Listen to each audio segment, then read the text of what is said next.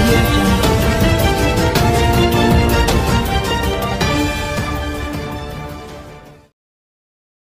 வணக்கம்.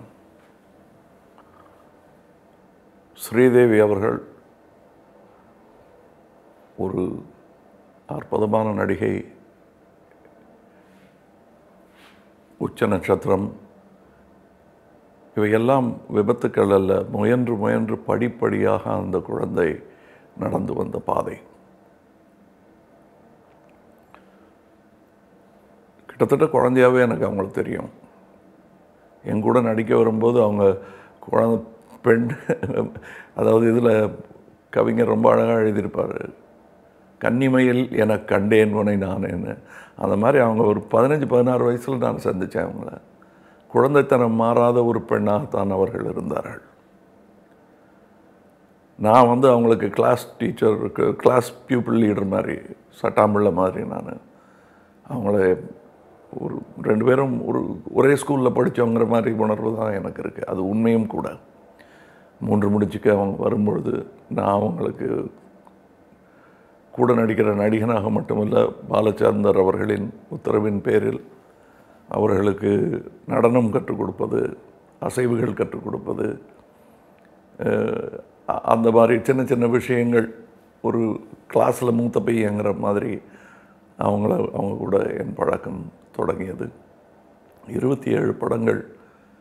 அது கிட்டத்தட்ட ஒரு சின்ன வாழ்நாட்காலம். அது அவர்களுடைய அந்த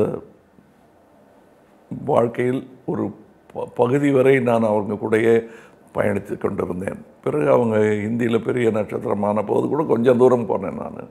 அதுக்கப்புறம் என் பாதை போய்விட்டது, அவங்க பாதை வேறு பக்கமாக இருந்தது. ரொம்ப தன்னுடைய திறமைகளை வளர்த்து கொள்ள வேண்டும் என்ற ஆசையுள்ள பெண்மணி. அந்த குணாதிசயங்கள் எங்கள் இருவருக்குமே பொருந்தும் என்பதனால் எங்கள் நட்பு ஒரு வியப்பும் ஆச்சரியமும் பாசமும் கலந்த நட்பாகவே இருந்தது. இப்போ போன மாதம் நான் சந்தித்த போது கூட கண்களில் அந்த வாஞ்சை தெரிந்தது எனக்கு. அவங்களுக்கும் என் கண்ணில் தெரிஞ்சிருக்கும்னு நினைக்கிறேன் நான்.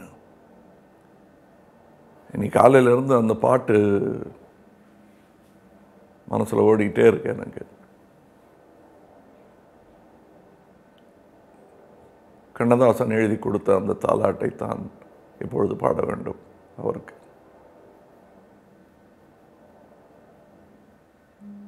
நல்ல கலைஞரை இழந்து விட்டோம்.